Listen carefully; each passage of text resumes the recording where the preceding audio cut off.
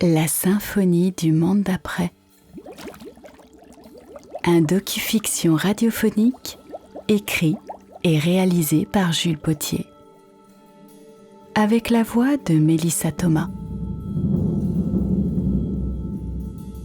Avec les musiques de Osama, Iwan. L'utilisation du casque ou des écouteurs est fortement conseillée pour une écoute immersive.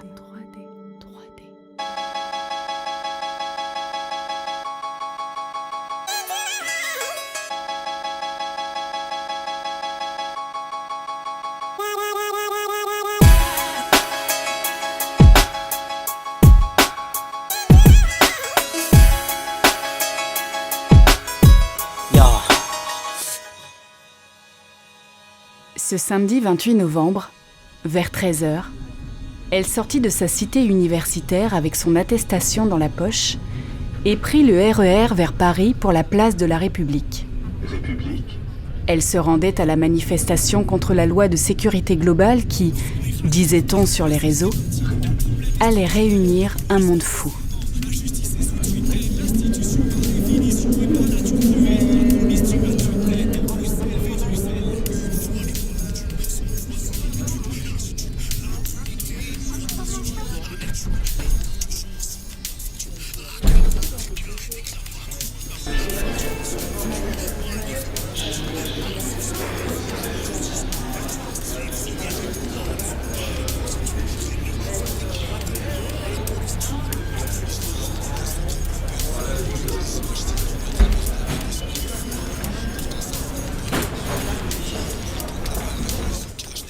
Elle sortit de la station de métro République. Sur la grande place, il était déjà difficile de circuler. Elle fit un tour d'horizon. Nous sommes ici, rassemblés dans la diversité de nos sensibilités, de nos médias, de nos luttes et de nos causes. Les syndicats avec leurs drapeaux colorés et leurs sigles imprononçables. Extinction Rébellion. Les écolos avec leurs insectes imprimés sur des banderoles de couleurs. Les collectifs de sans-papiers, avec leurs t-shirts jaunes et noirs. Les comités Justice et Vérité avec les noms des victimes de violences policières. Adama, Wissam, Cédric, sur leurs vêtements.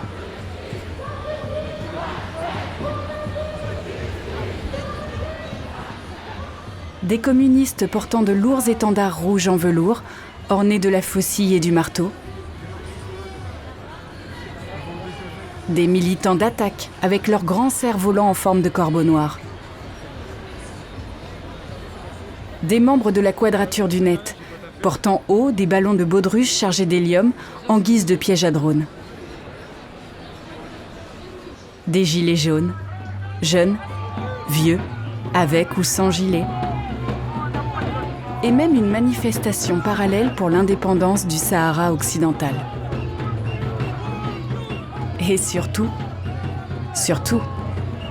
à perte de vue, des manifestants avec ou sans étiquette, avec ou sans pancarte.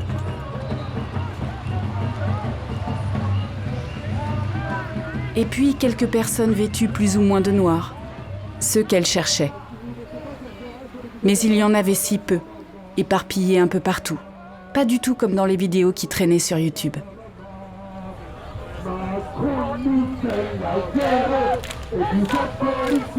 Des chants sacrés faisaient palpiter ses tympans. Des chants sacrés qui cultivent toutes les nouvelles révoltes. Jaune, noir, rouge, vert et multicolores. Des chants qui n'existent ni dans les livres ni dans les journaux, mais qui viennent chaque semaine résonner sur les rues immuables de la capitale.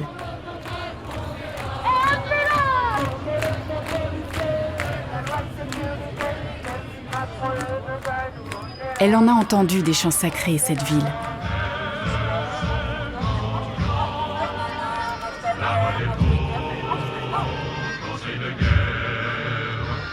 Les pavés sont tous sanglants. Oui, mais ça monte dans le ventre, les mauvais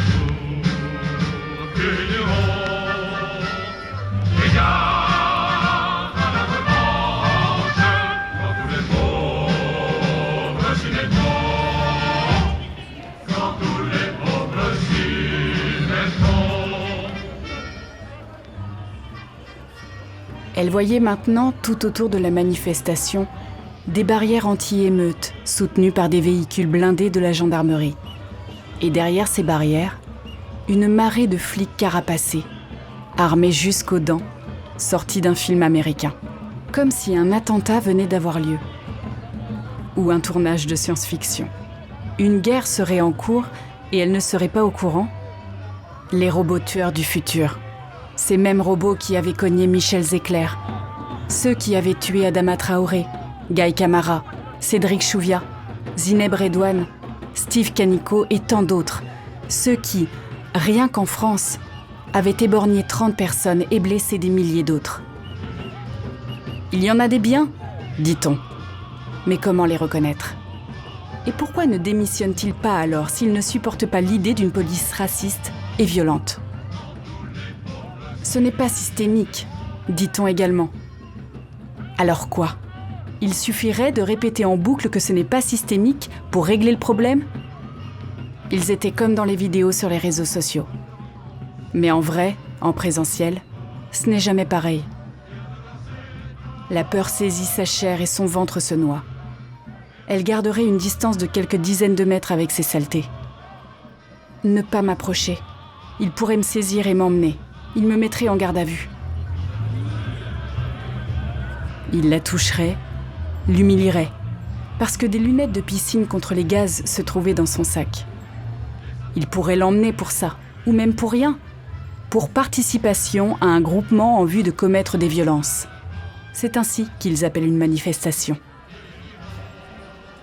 Avant celle-ci, elle n'avait participé qu'à 2 manifestations, au début des Gilets jaunes. C'était dans une petite ville. Elle avait d'abord soutenu, puis la répression lui avait fait peur, et ses études avaient repris le contrôle de son quotidien et de ses pensées.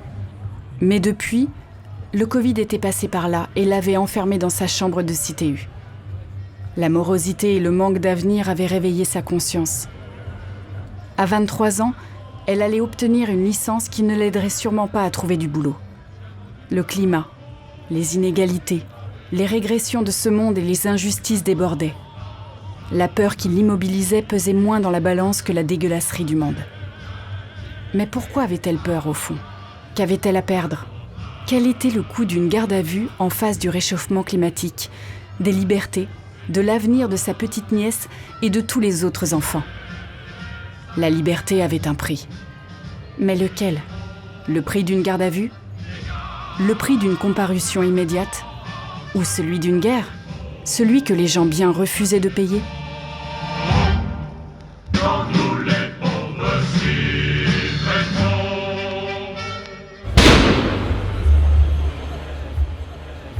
Elle remontait tant bien que mal le cortège dense pour rejoindre la tête, mais il lui était impossible d'en voir le bout. Quelques bruits sourds se faisaient entendre devant. Elle pensa tout de suite aux grenades. Elle hésitait à changer de masque et à mettre ses lunettes de piscine. Mais elle ne voyait pas de fumée. Et personne ne paniquait. Elle en déduit que ce devaient être des pétards de manifestants. Elle continuait à avancer dans la foule quand, soudain, elle vit un groupe de gendarmes reculer et une flamme s'allumer. Une explosion. Sur eux. Elle apprit plus tard que c'était un bricolage fabriqué avec un petit pétard et un déodorant. Les flics, un peu stressés, reculèrent sous leurs boucliers en recevant quelques canettes. De nombreux manifestants leur avaient couru après, si bien qu'elle ne les voyait plus. Alors tout se passa très vite. Une grenade dans le ciel qui se divisa en plusieurs palets enflammés. Les disques de feu tombèrent du ciel dans la foule. Elle attrapa son masque FFP2 et ses lunettes de piscine, mais un peu tard. Ses yeux la piquaient, elle perdait son sens de l'orientation. Une fois le brouillard dispersé et ses repères retrouvés, elle se rendit compte qu'elle s'était déplacée d'une vingtaine de mètres. Lorsqu'elle retrouva ses yeux, elle découvrit une immense flamme et des bruits de choc, des choses qu'on cogne. Tout le monde s'attendait à recevoir d'autres gaz, mais il n'en était rien. Il n'y avait plus aucun flic sur le boulevard. Il s'était retranché dans 2 rues perpendiculaires. En s'approchant, elle mit un visuel sur ce qu'elle entendait. Et voilà qu'elle y était, dans le fameux Black Bloc, sans vraiment l'avoir voulu, en plein milieu de la manif. La plupart des gens étaient plus ou moins en noir. Ce qui brûlait était un grand matelas. Non loin, des gens tapaient sur le goudron et les pavés avec des marteaux pour en extraire des projectiles. Certains avaient déplacé une caravane de chantier et l'avaient retournée pour la dresser en barricade à l'entrée de la rue perpendiculaire. Elle ressentait une terreur profonde et pour la première fois, elle avait le sentiment d'être au cœur de l'histoire. La plupart des gens erraient comme elle, mais certains avaient l'air de savoir ce qu'ils faisaient. L'un d'eux sortait des sacs plastiques de son sac à dos qui serviraient à transporter les munitions. Un autre, au loin, grimpa tout en haut d'un lampadaire et éclata les 6 caméras de surveillance qui y étaient perchées.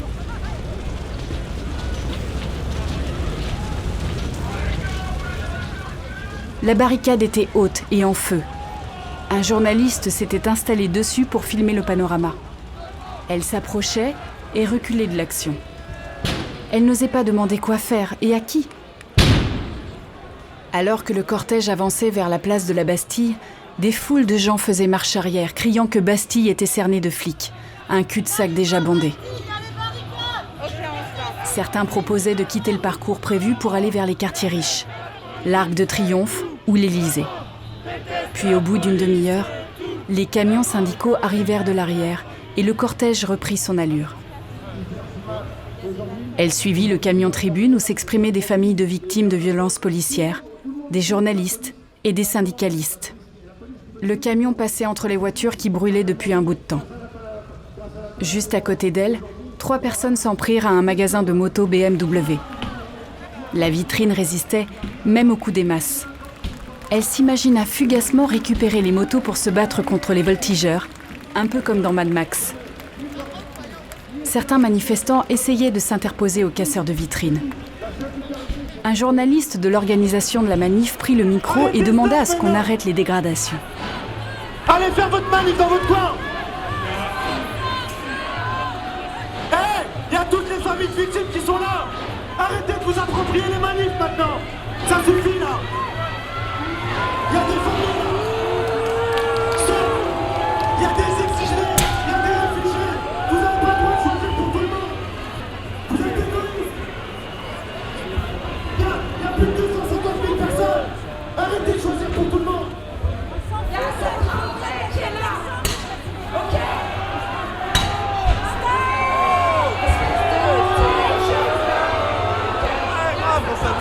Ouais, grave, on s'amuse. Ah non, il est pas là.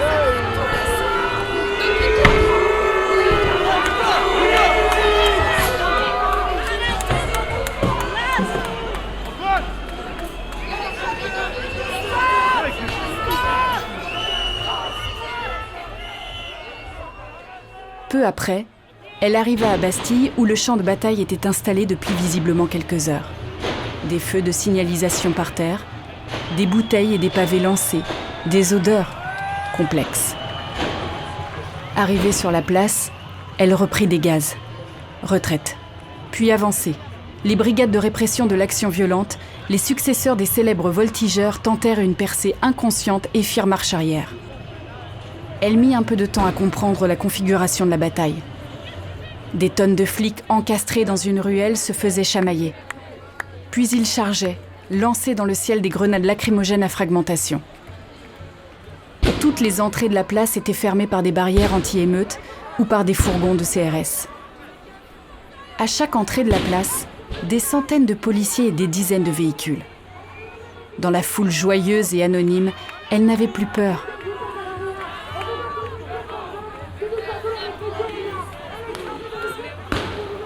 FFP2 et lunettes de piscine soudées à son visage, elle rangea son écharpe et son bonnet coloré dans son sac. Elle mit sa capuche noire.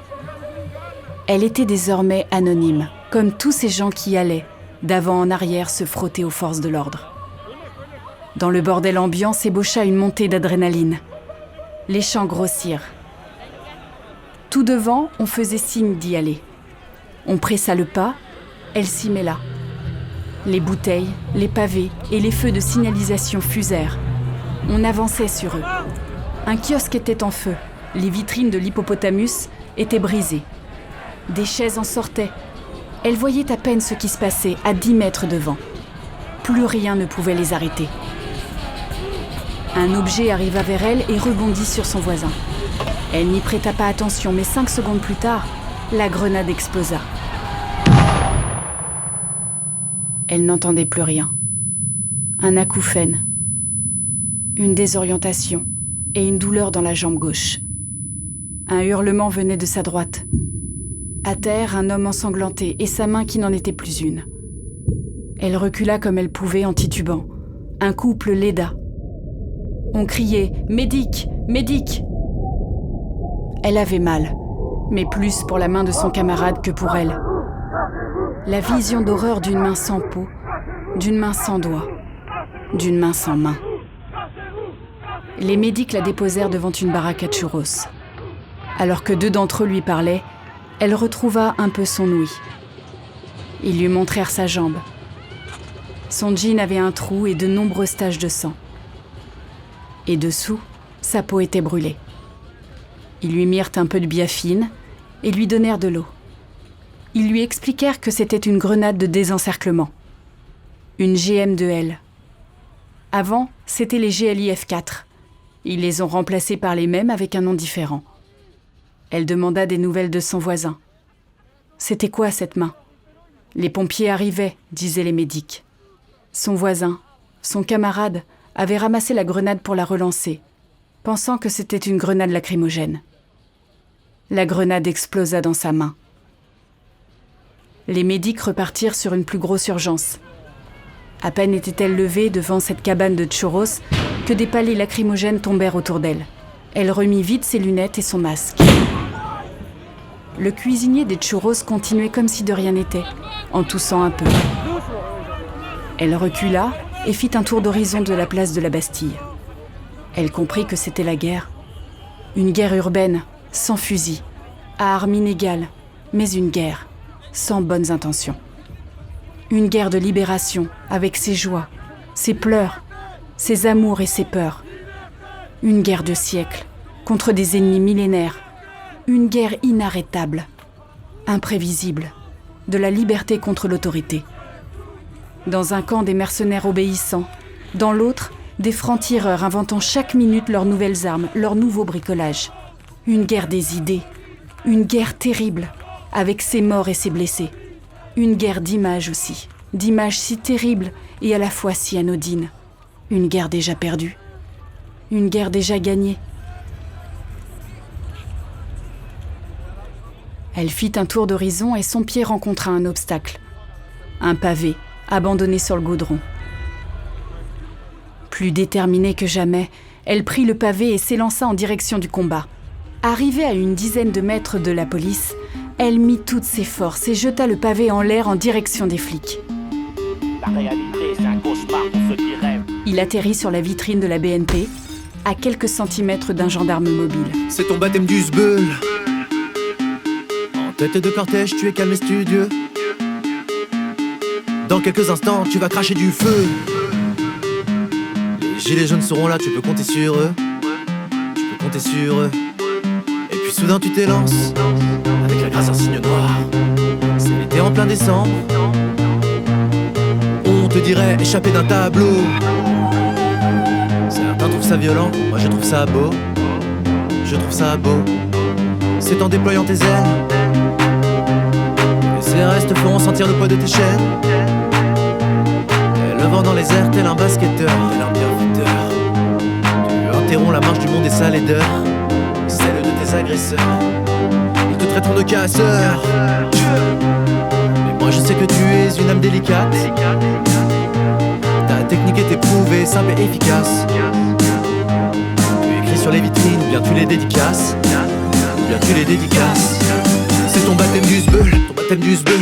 Tu nous fais à tous le cadeau de tes 20 ans. Ta colère est généreuse, ce que tu jettes sur les flics, c'est en vérité un bouquet de quelques printemps. Il y a dans tes gestes quelque chose de rare et de fragile, comme un balai sur le parvis. Les tirs de LBD fusent, éternelle blessure, gracieuse reste ta chorégraphie. Tu es à la proue d'un navire invisible, explorateur perdu qui en saluera l'audace. Tu es dans la foule et tu es loin d'ici, beauté sans visage, victoire de Samothrace. Tu rejoins dans la lutte tous ceux qui t'ont précédé. Autour de toi tu peux les sentir et les effleurer. Le souffle des statues vient te caresser. Je sens que tu affranches plus la vitesse de bercer. C'est ton baptême du sbeul. En tête de cortège tu es calme et studieux. Dans quelques instants tu vas cracher du feu.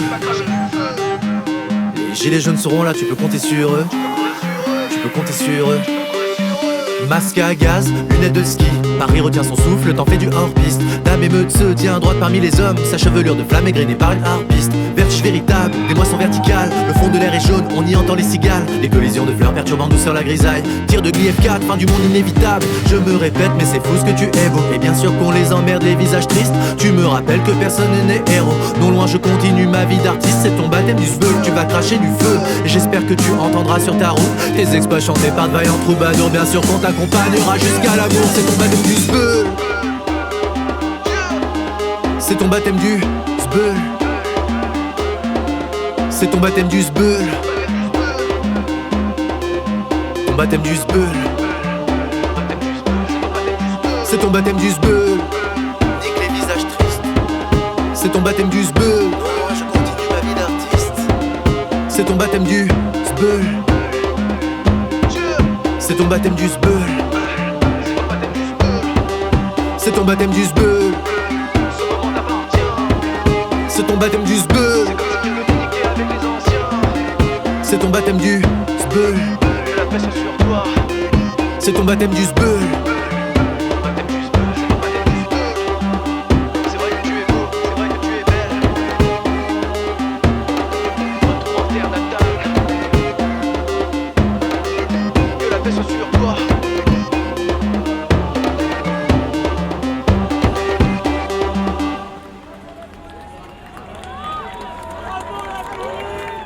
Elle repartit en arrière, vers la colonne de Juillet, colonne qui célébrait une émeute vieille de presque 2 siècles. Au sommet de la colonne, une statuette d'enfant en bronze doré qui s'appelait le génie de la liberté. À côté d'elle, des danseurs insouciants écoutaient de la techno en buvant des bières, activité hautement illégale en cette période où seul le travail était autorisé. Elle avait bien visé. Elle adressait ce pavé à cette vitrine, une vitrine en échange de la main de ce camarade. Et derrière cette BNP, elle l'adressait aux empereurs, aux colons, aux aristos, aux richoux, aux esclavagistes, aux racistes et à tous ces flics qui étaient leurs chiens de garde, à tout ce qui représentait le socle du monde d'avant, qui un jour rejoindrait, elle le savait, les poubelles de l'histoire. Dans sa famille et dans son entourage, les gens bien, soi-disant engagés, qui adoraient mai 68, répétaient fièrement que consommer, c'est voter. Pour elle, fièrement, son bulletin, c'est le pavé. Est-ce que c'est plus démocratique ? En tout cas, c'est plus accessible. Elle sait que ce monde n'est plus le sien et qu'elle en écrit un nouveau. Le monde d'après, c'est sa seule certitude. Sa seule alternative au suicide de l'esprit. Elle s'est sentie exister, danser, être comme l'eau et parfois le feu. Elle s'invente un espoir. Elle l'a fait. Elle l'a fait. Elle a fait peur. Même si demain rien ne tombe, même si les vieux ne l'entendent pas, elle a existé, s'est battue. Sire, ce n'est pas une vengeance, c'est une révolution. Révolution! Révolution! Révolution! Partout, des gens aspirent à ce monde d'après. On leur répond avec toujours les mêmes flics, toujours les mêmes armes. On les décrédibilise avec toujours les mêmes intellectuels de droite, de gauche. La communauté humaine est rompue en deux. Ceux qui décident et ceux qui ne sont rien. Elle en fait partie, évidemment. Et ce n'est pas rien. Contre tous les débats inconsistants, les problèmes de syntaxe, la grammaire du pouvoir, les inclusifs ou exclusifs, les procès en victimisation, les contes de fées d'éco-responsabilité et de bienveillance sociale qui ornent les publicités, les théories du moins pire. Contre cette omniprésence des sales cons, elle sait que ce monde d'après est à elle, à eux. Toutes ces invisibles, ces combattantes, ces esclaves, ces oubliés, ces artistes, ces philosophes, ces jeunes, ces hippies, ces anarchistes, ces immigrés, ces sans-dents, en un mot, ce peuple. Cette émeute, c'est son droit fondamental, son désir de justice humaine. Rome a eu sa fin. Wall Street l'aura aussi. Aucun empire n'est légitime à l'humanité. Ils tombent tous un jour, mais il faut les y pousser. Ils sont des insultes à la pensée et à la dignité. Qui aujourd'hui ne veut pas d'un monde meilleur ? Les gens bien, ceux qui l'adorent et se servent. Nous ne sommes pas qu'un peuple de rue piétonne.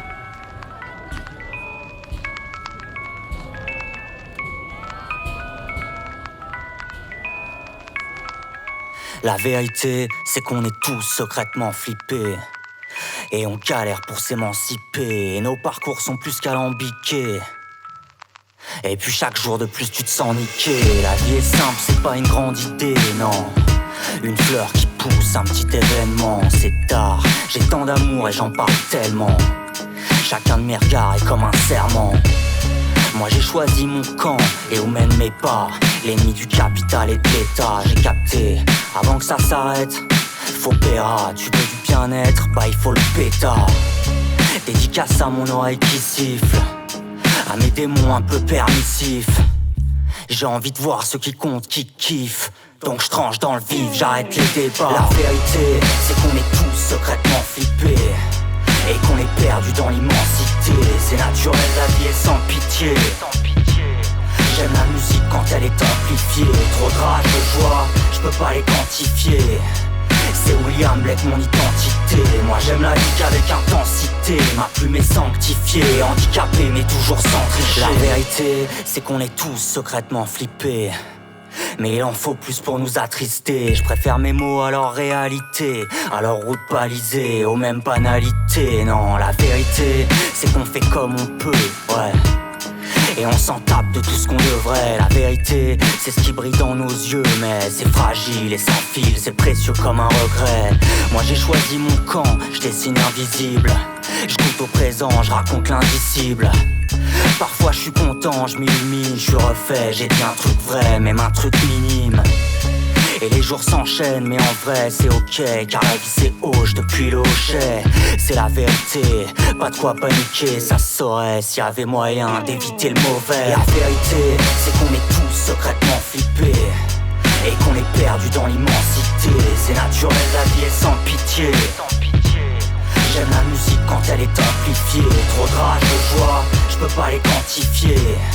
C'est William Blake mon identité. Moi j'aime la vie qu'avec intensité. Ma plume est sanctifiée, handicapée mais toujours sans tricher. La vérité, c'est qu'on est tous secrètement flippés. Et qu'on est perdu dans l'immensité. C'est naturel, la vie est sans pitié. J'aime la musique quand elle est amplifiée. Trop de rage, de joie, je peux pas les quantifier. C'est William Blake mon identité. Moi j'aime la vie qu'avec intensité. Ma plume est sanctifiée, handicapée mais toujours sans tricher. L'ennemi du capital et de l'État. Et la vie est simple, c'est pas une grande idée. Du moment qu'elle reste intense. La réalité, c'est qu'on fait comme on peut.